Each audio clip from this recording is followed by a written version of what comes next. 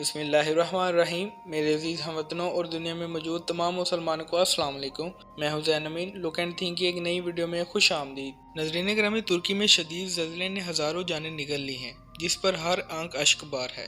یقیناً ترکی کی تاریخ میں یہ خوفناک ترین زلزلہ ہے، لیکن زلزلے کے بعد دنیا بھر میں کئی سوالات کھڑے ہونا شروع ہو گئے ہیں۔ دنیا بھر سے لوگ یہ سوال اٹھا رہے ہیں کہ یکدم سے اتنی شدت کا زلزلہ کیسے آ گیا، لیکن ترکی کے قریب ترین ممالکوں میں شامل مغرب کے چہیتے ملک اسرائیل میں ایسا کچھ بھی نہیں ہوا۔ وہاں زلزلے کے معمولی اثرات بھی نمودار نہیں ہوئے۔ یہ کیسے ممکن ہے کہ 7.9 شدت کے زلزلے سے قریبی ملک اسرائیل میں کچھ بھی نہ ہوا ہو، جبکہ ترکی سمیت جارڈن، شام اور لبنان جیسے تمام قریبی مسلمان ممالکوں میں بھی زلزلہ آیا ہے؟ یہ سوالات عام لوگ ہی نہیں بلکہ ماہرین بھی اٹھا رہے ہیں۔ ماہرین کا کہنا ہے کہ کہیں نہ کہیں اس زلزلے کا تعلق ترکی کی سیاست سے جڑا ہوا ہے۔ ناظرین، ہم آپ کو مغرب کی ایک ایسی ٹیکنالوجی کے حوالے سے بتائیں گے جو کہ ہاپ ٹیکنالوجی کے نام سے جانی جاتی ہے، جس کے ذریعے مصنوعی طور پر بارش، طوفان، زلزلے اور اپنی مرضی سے موسمیاتی بدلاؤ کیا جا سکتا ہے۔ زلزلے سے پہلے لوگوں نے جو روشنی دیکھی وہ کس چیز کی تھی؟ ہاپ ٹیکنالوجی کس طرح کام کرتی ہے؟ ترکی کے صدر طیب اردوغان نے امریکہ کے کس مطالبے کو ٹھکرا دیا جو امریکہ نے مصنوعی زلزلے کا سہارا لیا؟ اور ترکی کے وزیر نے امریکہ کو کیوں کہا تھا کہ اپنے گندے ہاتھ ترکی سے نکال دو؟ اور اب تک ترکی زلزلے میں کتنی لوگوں کی جانیں جا چکی ہیں؟ ناظرین، ترکی میں آنے والے زلزلے کی پیش گوئی 3 دن پہلے کس نے کی تھی؟ اور اسی طرح پاکستان میں 15 دنوں کے بعد اسی شدت کے زلزلے کی پیش گوئی کی گئی ہے۔ اس کے پیچھے حقیقت کیا ہے؟ جانیے اس ویڈیو میں۔ ناظرین، ویڈیو میں آگے بڑھنے سے پہلے آپ سے درخواست ہے کہ ہمارے چینل لک اینڈ تھنک کو سبسکرائب اور لائک کریں۔ شکریہ۔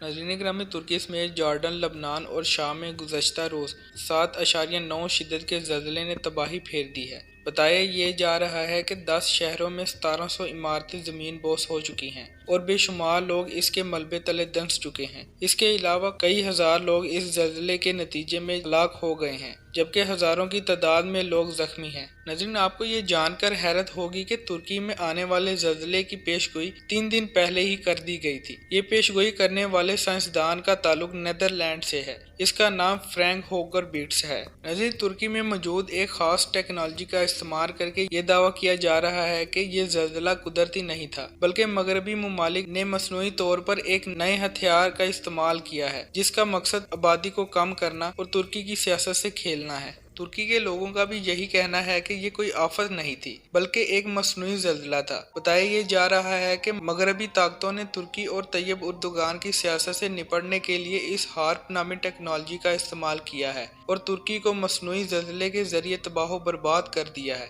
مسلمان ممالک کے سربراہان میں طیب اردوغان واحد لیڈر ہیں جو امریکہ کو ہمیشہ منہ توڑ جواب دیتے ہیں، کسی قسم کی کمزوری کا مظاہرہ نہیں کرتے۔ یہی وجہ ہے کہ دنیا بھر سے ماہرین دعویٰ کر رہے ہیں کہ یہ زلزلہ مغربی طاقتوں نے طیب اردوغان سے نپٹنے کے لیے تجربے کے طور پر ترکی میں شروع کیا ہے۔ تاحال یہ معلوم نہیں ہو سکا کہ یہ دعوے حقیقت پر مبنی ہیں کہ نہیں، لیکن جہاں تک دعووں کے ساتھ ثبوت کا تعلق ہے تو وہ 100% درست اور حقیقت پر مبنی ہیں۔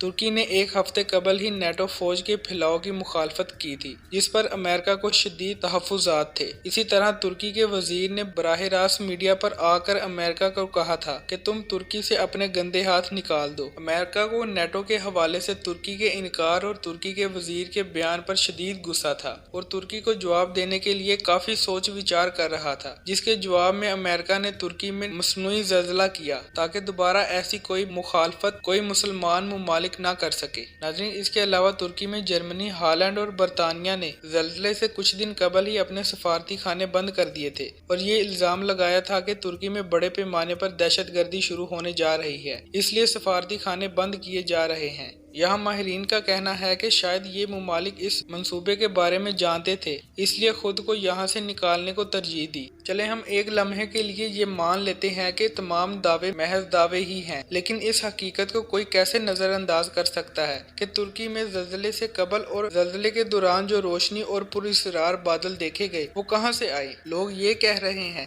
کہ ہم نے اپنی آنکھوں سے زلزلہ آنے سے قبل کوئی آگ یا روشنی دیکھی ہے۔ اتنی تیز روشنی کبھی بھی زلزلے کے وقت نمودار نہیں ہوتی، یہ کہاں سے آئی؟ لوگوں کے بیانات کے مطابق ایک ہفتہ قبل ترکی میں ایک پراسرار رنگ کا بادل نظر آیا جس کے بارے میں مغربی میڈیا نے فوری یہ پروپیگنڈا کیا تھا کہ ترکی میں موسم کی خرابی کی وجہ سے بادل کا رنگ بدل گیا تھا، لیکن آج ترکی کے لوگ اس بادل کو زلزلے سے جوڑ رہے ہیں اور دنیا سے سوال کر رہے ہیں کہ یہ کیسے اور کیوں ہوا تھا۔ یہ بھی حقیقت ہے کہ اگر لبنان، شام اور جارڈن میں زلزلہ آ سکتا ہے تو ان ممالک کے ہمسائے میں موجود اسرائیل کیسے اس 7.9 شدت کے زلزلے سے بچ گیا؟ یہ کچھ ایسے سوالات ہیں جن کے جواب صرف ترکی کی عوام ہی نہیں بلکہ پوری دنیا ہی مانگ رہی ہے۔ اس کے علاوہ سوشل میڈیا پر ایک ٹی وی خبر شیئر کی جا رہی ہے جس میں بتایا جا رہا ہے کہ آنے والے 15 دنوں میں اسی شدت کا زلزلہ پاکستان میں آ سکتا ہے۔ ویسے اگر دیکھا جائے تو امریکہ کے ساتھ پاکستان اور ترکی کی ایک ہی جیسی سیاست چل رہی ہے۔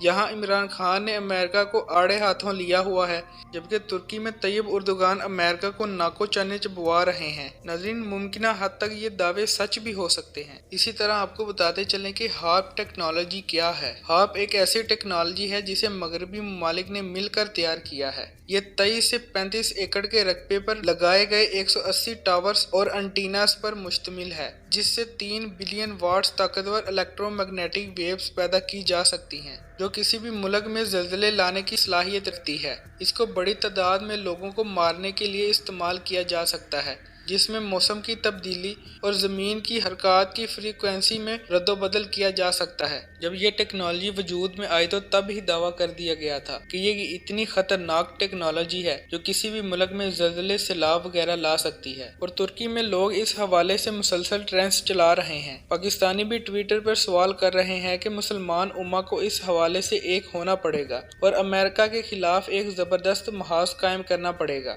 ورنہ مستقبل میں کوئی بھی مسلمان سر اٹھانے کے قابل نہیں ہوگا۔ ناظرین، اس وقت دنیا بھر میں ترکی کے ساتھ یکجہتی کا اظہار کیا جا رہا ہے اور دنیا بھر سے ترکی کے لیے امداد بھی بھیجی جا رہی ہے۔ اللہ پاک سے دعا ہے کہ اللہ پاک ترکیوں کا حامی و ناصر ہو، آمین۔ ناظرین، ایک نئی اور منفرد معلوماتی ویڈیو کے ساتھ آپ کی خدمت میں دوبارہ حاضر ہوں گے۔ تب تک اپنا خیال رکھیے گا۔ فی امان اللہ۔